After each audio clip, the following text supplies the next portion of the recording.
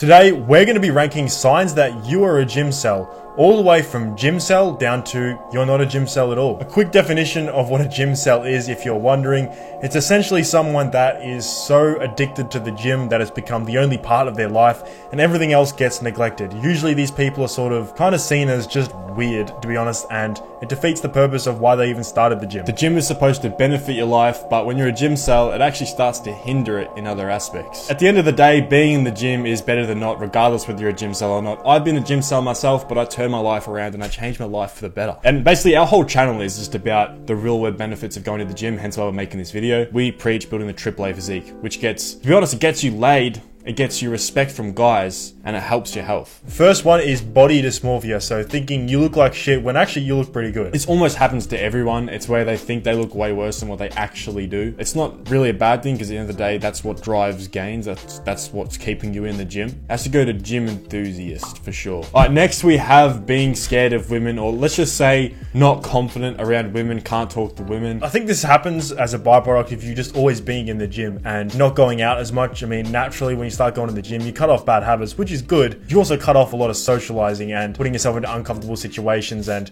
talking to women. Yeah, I mean, this is pretty funny. So this I'd say it's gone too far. This has gone way too far, man. Like, yeah. the physique's supposed to help you get laid. It's supposed to open doors, but you just close them. Also, by the way, guys, before we move on, if you want to actually obtain, like, the aesthetic, attractive, and athletic physique, like the non-gym sally physiques that get you results in the real world, that's what we coach people to exactly do. We printed out the results. We get physiques like this that are maximized for appeal. So quickly, if you guys want to do that for yourself, you can go down in the description, book a free call, and we can discuss how we can help you with your goals. Next, we have perma bulking. So going through massive dirty bulks and always trying to get bigger and bigger and bigger and trying to get more mass. And a lot of naturals struggle with this because they think they just need to be bigger and bigger, but realistically, they just need to take steroids if they want to look like their favorite influencers. Yeah, this was the trap we fell into early on. It's going through these dirty bulks, listening to people like Dylan McKnight over here, telling me that all I had to do was eat 3 liters of chocolate milk every day. What he didn't say is that he was taking steroids the whole time, which is what you have to do if you really want those calories to turn into muscle. I think people that aren't gym cells, people that are just gym enthusiasts, understand you just gotta be lean to look good. They just want to look good. Take the lean pill. I'm gonna put this into gone too far. Yep. Next, we have being on the .orgs. It's being on the forums, going on Reddit. These are things like r/more plates, more dates, r/bodybuilding, r/steroids. I mean, there's some great information on here, honestly, and the problem with the mainstream media is they often have biases or things that they can't say related to bodybuilding, including, you know, like illegal supplements that might actually benefit your life. I think this is for any smart person really wanting to improve their physique, they're gonna have to get on the .orgs. Yeah, it's a bit autistic, but like that's where the real good saucy information is. I'm gonna put it to gym enthusiast. Yeah, for sure. Next we have not partying, so quitting partying and quitting drinking in order to maximize your bodybuilding progress. Now, I think this is just a great thing to do. I mean, this is what I did. For like a year, I stopped drinking, went completely sober, like cold turkey, and it did wonders for me. But eventually it will start to like have other effects on your life. Like you will lose the ability to like socialize and you'll become very rusty. Yeah, this is why it's always good to join things like boxing clubs or whatever. But honestly, if you're a young man, if you're like anywhere from like 18 to the age of like 25, loosen up every once in a while, honestly. It's not like something I'd usually say, but when you're actually in shape and you've built like a truly impressive physique and then you go out,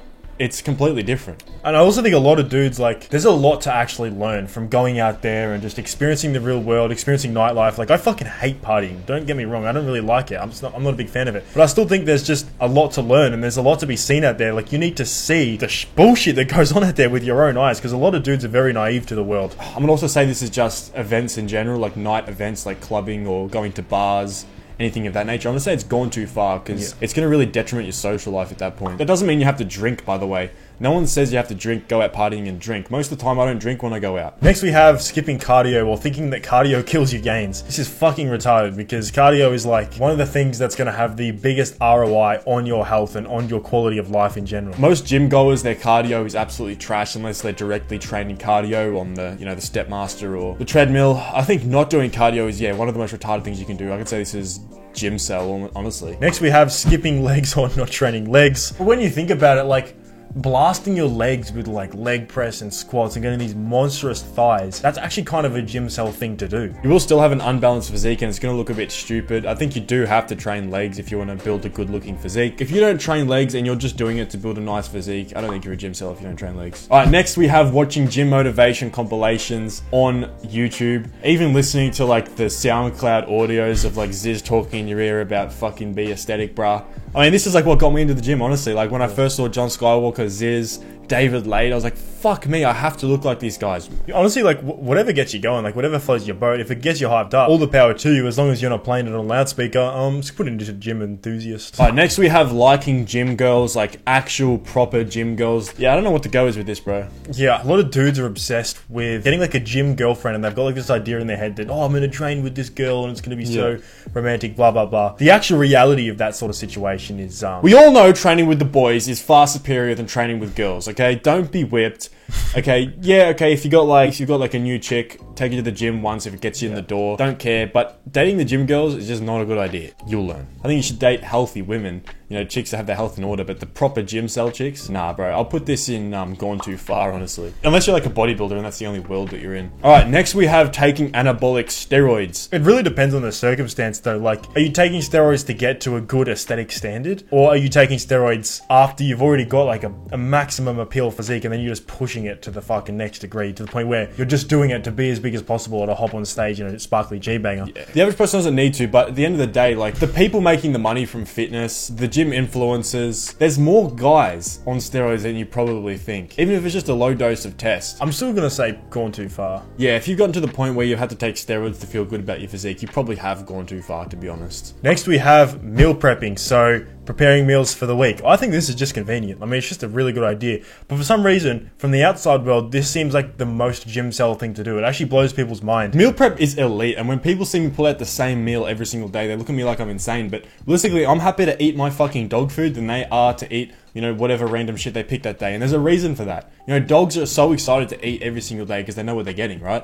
And their receptors are adjusted to the food they're eating. Most people that eat whatever will eat like the most like flavorsome, I don't know, like McDonald's one day, and then the other day they're eating this. So they're all over the place. I'm happy to eat my beef and rice every day. I'm gonna put it into not a gym cell. I think everyone should be meal prepping. Yeah. Even if you're not going to the gym, it's like financially intelligent. Yeah, you save time, you save money, save effort, everything. Alright, next we have posting gym mirror selfies, like flexing your physique. It's funny because every single guy that gets into the gym goes through a massive wave of just posting shirtless photos. And the longer you're in the gym, it's kind of funny, the more you cover up your physique and the less you want to show it. Yeah, it just depends. Like, obviously, if you're trying to get real world results from your physique, and like if you, let's say, go on Tinder or Instagram, taking a nice sort of candid physique pic, or like taking one that's not too overdone, it's not too try hard. Yeah, or like even someone else's taking a photo of you like at the beach or doing something that naturally requires you to have your shirt off, it's just way better. Yeah, and I think everyone should be doing it, honestly, because you're going to see a positive response from that. Yeah, leverage your physique. Leverage the fuck out of your physique. Who cares what any other guy has to say? Realistically, you're the one fucking his girlfriend. So I'm going to put this in not a gym cell. What about the guys that like just take it too far though and like crank up the clarity and the contrast? Yeah, that's cringe. The sharpness. Yeah, I think just because of those guys, they nerf it. Just for those guys, they nerf it, and I'll put in gym enthusiasts. Alright guys, that's where our placement is. We're going to definitely do a part 2 because that's not everything. But just to clarify guys, I don't feel any type of way about gym cells, or I don't even look at people and say, oh, he's a gym cell. I just think he's extremely into his hobby. I fuck with that. Like, I'm extremely into computers, okay? I'm an autist with computers. Alright, that's it for today. Let us know if you want part 2. Let us know where you would reorder these. That being said, we will see you in the next video.